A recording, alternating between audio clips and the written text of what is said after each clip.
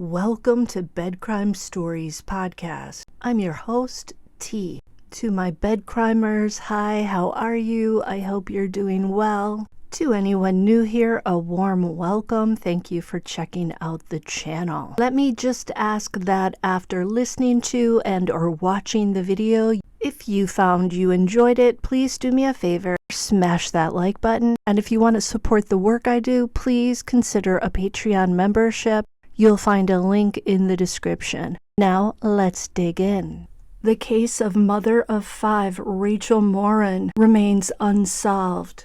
37-year-old Rachel was reported missing on August 5th, and her body was found the next day along the Ma and Pa Trail in Bel Air, Maryland. The reward for information leading to the perpetrator is now at $30,000. We know that whoever harmed Rachel left his DNA at the crime scene, and that DNA matched DNA at another crime scene in South Los Angeles. In that case, a young girl was said to have been attacked. Now, in September in Los Angeles, 2 models were found dead in their apartments. Both of those crime scenes were said to be bloody. I heard professional criminal profiler John Kelly say that he thinks there's a possibility the cases of Rachel Morin, the young assault victim, and the 2 models could possibly be the work of the same person. We know for a fact the 3 women I'm talking about, Rachel Morin,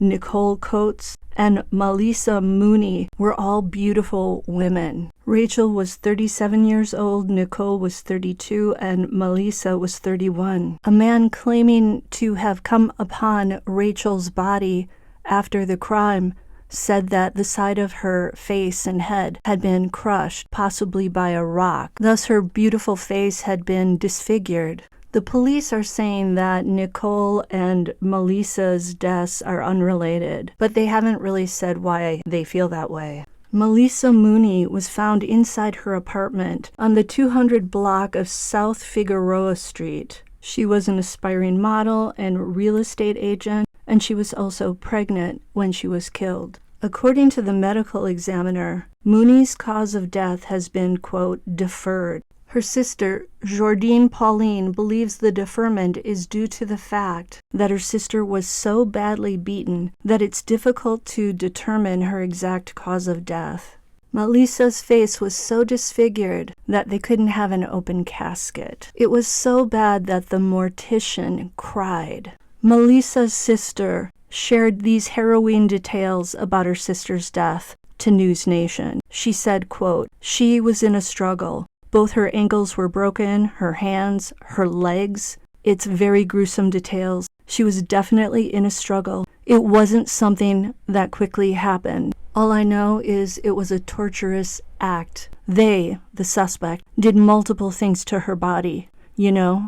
The police can't even pinpoint what exactly took her. Maleesa lived in an apartment building, and there were no signs of forced entry. So you have to ask, was it someone she knew? Or was it a stranger that somehow was in the building? Maybe a maintenance worker? I could swear that guy in the video from the attack on the young girl in South Los Angeles looked to have keys dangling from his pants. Maybe.